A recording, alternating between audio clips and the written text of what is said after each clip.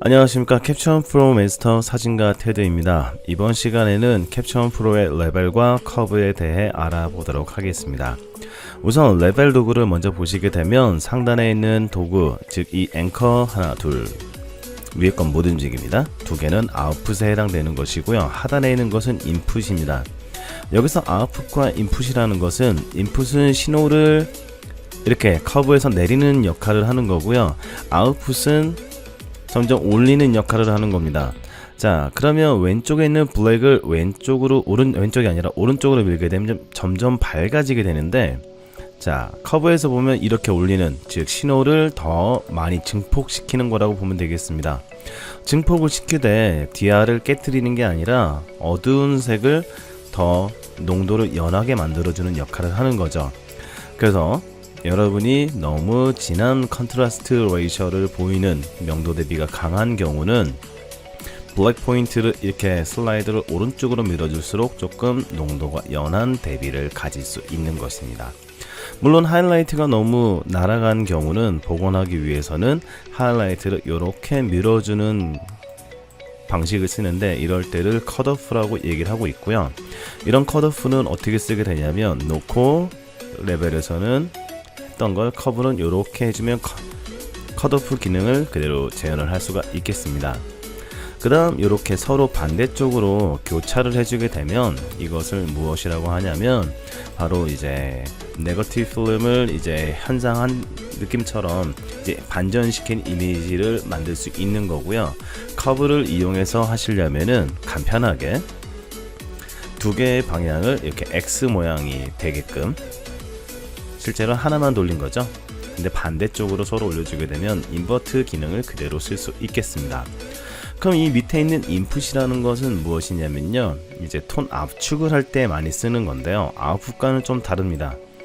인풋을 만지시게 되면 이제 신호가 점점 줄어든다라는 개념으로 보시면 되겠는데, 줄어드는 신호는 이제 DR을 좁게 만들 수 있기 때문에 대비가 증가하는 느낌을 가지게 됩니다.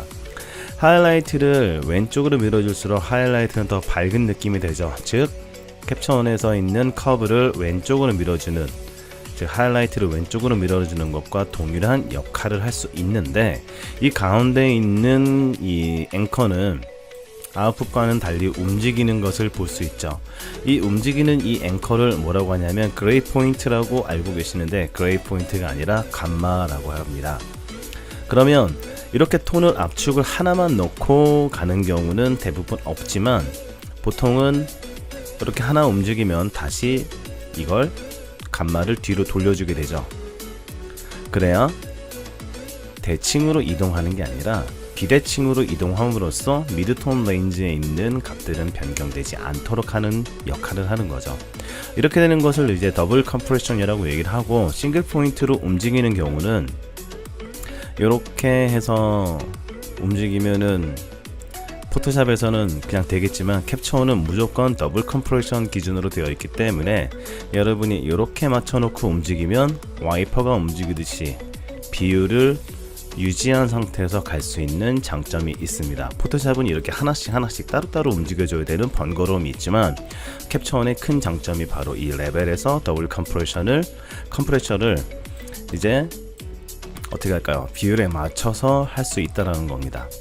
만약에 3웨이를 하게 되면, 자, 하나 들고 들어오잖아요. 3웨이 자체는 안 됩니다. 2+1으로 밖에 안 되죠. 놓고 그 다음에 이걸 하나 잡아주는 거죠. 그럼 커브에서도 물론 할 수 있겠지만, 커브는 일일이 사용자가 손을 이용해서 그래프를 그려줘야 된다라는 거죠. 그런 걸 통해서 여러분이 만들 수 있는 게 있지만, 캡처원에 있는 커브는 RGB 전체 채널을 쓰는 것이 아니라 루마 채널을 이용해서 쓰되, 루마 채널을 쓰시려면 기본 특성에서 커브를 오토가 아닌 선형 응답, 영문판은 리니어 레스폰스입니다. 리니어 리스폰스를 잡아 놓으시고 루마 채널에서 여러분이 커브 값을 말도 안 되는 값으로까지 만들어 줄 수 있습니다. 해놓고, 자, 리버셜 U 커브를 만들어 놓고, 블랙 포인트는 조금 더 컷오프를 살짝만 걸어 놓을게요. 살짝만 컷오프를 걸어 놓으면 이 상태에서 제가 두 개를 복제를 해놓고 기본 특성을 이 상단 사진은 자 놓고 여기에 있죠. 이 사진은 선형응답이 아니라 오토로 놔둔 상태에서 이것과 이 하단에 있는 사진 두 개를 비교해 보겠습니다. 두 개를 해보면 지금 범퍼 앞에 있는 여기는 DR이 깨진 거에 대해서는 하이라이트니까 제가 복원을 이렇게 부드럽게 걸어줄 수 있겠고요. 자, 조금만 더 가면 될 것 같네요. 그 다음 여기에 나온 값을 똑같이 하기 위해서는 놓고 붙여넣게 되면요, 위에 아래에 대한 사진 차이가 얘는 DR이 날아갔고, 자 여기 보면 여기는 있고 여기는 날아갔죠.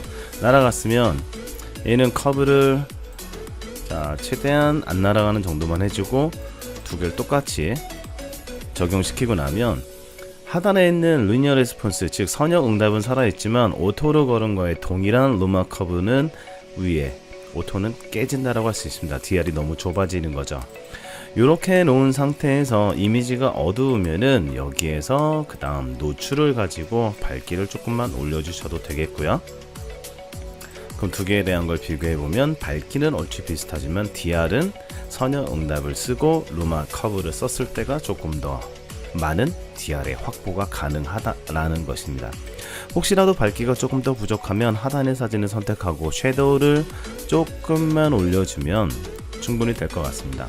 16 또는 8의 값을 넣어주면 될 것 같고요. 8, 16에 비슷하지만 선형응답이 더 밝으면서도 DR은 깨지지 않고 이쪽 색깔을, 자 색깔 보면 파란색이 좀 많은데 파란색이 많이 빠진 걸 볼 수 있죠. 선형응답에서는 상당히 재미있는 DR의 보존이 가능하기 때문에 여러분이 어떻게 쓰냐에 따라서 다른 느낌의 이미지가 만들어질 수 있습니다. 그래서 이제 노출 도구를 만지시는 것도 상당히 중요하지만 레벨 도구와 커브 도구를 어떻게 쓰냐에 따라서 여러분의 이미지는 변화무쌍하게 바뀔 수 있기 때문에 이런 것들에 대한 연습은 끊임없이 하셔야지만 더 좋은 결과를 얻을 수 있을 거라고 여기고 있습니다. 그럼 다음 시간에 뵙도록 하겠습니다.